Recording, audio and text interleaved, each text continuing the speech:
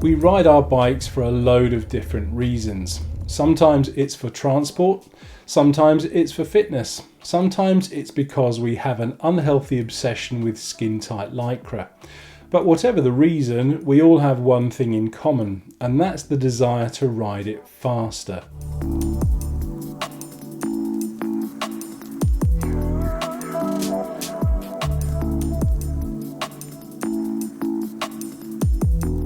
No matter how fast we currently are, we always want to be just that bit quicker on the bike. One of the big questions I get asked is, how do you actually go about doing that? Well, the answer is surprisingly simple. If you want to be faster on the bike, you have to ride the bike a bit faster.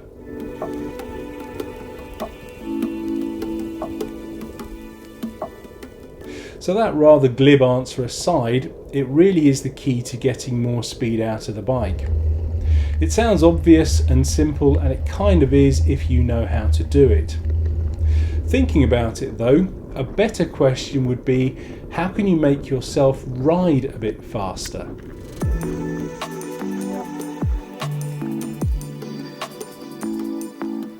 Like most training, increasing your overall average speed isn't simply a question of getting on the bike and going all out for as long as you can. Now, while this might have some effect on your fitness, and not necessarily a positive one, it's not actually the best way of doing it. The way to get long-lasting improvements is to gradually up the speed over a longer period of time, either actually out on the road or on a turbo trainer.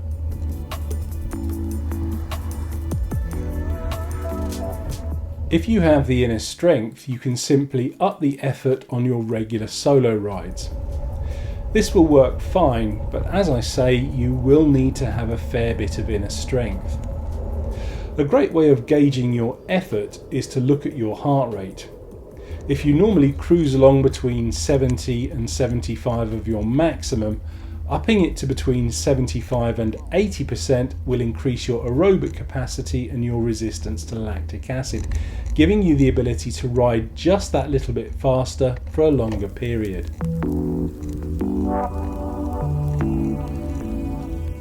Alternatively, you can do the HIIT method, which is riding for a short period at a very high intensity, recovering, and then repeating the whole thing several times.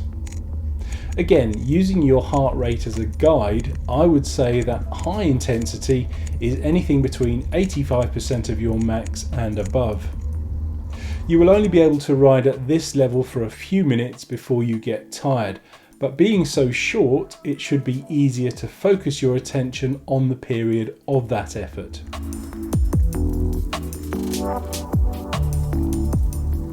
If you're anything like me though, you will naturally ease off once things start to get a bit difficult. Up to a point, fatigue is all in the head. Us humans have a very strong inbuilt self-preservation instinct that kicks in when we start to feel a bit tired. And this is the very thing that will stop us from getting the fitness benefits of pushing ourselves a bit harder.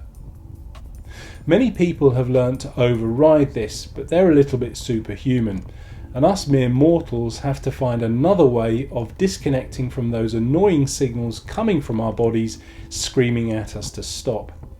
As a very wise man once said, "Shut up, legs!"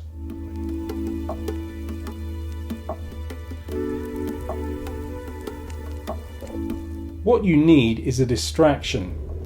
This can be found when you ride with others, particularly if they're faster than you are. By trying to keep up, you'll give yourself a first-class push, and while it's still pretty hard, focusing on the rider in front will take your mind off the pain a little.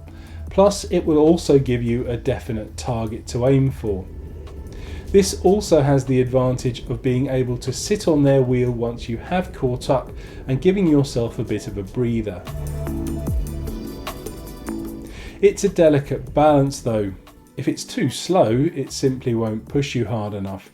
If it's too fast, you'll lose contact with the group and it won't be any fun or benefit at all. So be very careful with your choice of riding chums.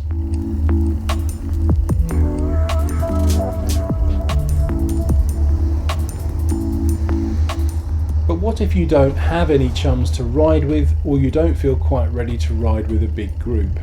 No problem. Many cycling computers these days are pretty effective training aids. For example, my old Garmin 510 has a virtual partner that you can chase down. The speed of these cybercyclists can even be varied to suit your current level of fitness. The best setting will be one where you will have to put in a fair bit of effort to keep up, but not so high that they will pull away and you will never see them again. The main disadvantage though is that it is relentless. If you don't vary their speed, they will be a bit like a steamroller, riding along at a constant pace regardless of whether you're climbing, descending or on the flat.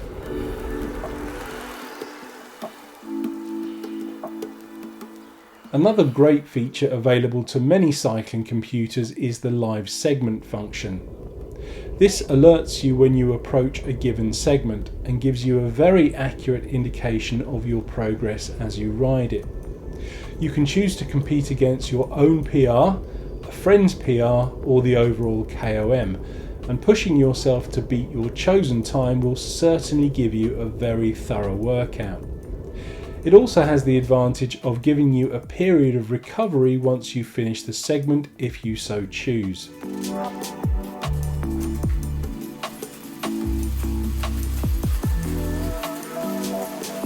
Then of course there's Zwift, the online turbo training app that connects you with hundreds of virtual cyclists from all over the world. In my opinion, this is the closest you can get to riding in a group without actually going out on the road. Just like the real thing, you can chase riders down and sit on wheels. Unlike real riders though, you can't plead with them to slow down a bit if the pace gets a bit too high. You just have to let them go and ride on until you find a group that is better suited to your pace. And this can be a little tricky. So there we go. Hopefully after watching this, you'll be out there ripping the road up. Thanks for watching.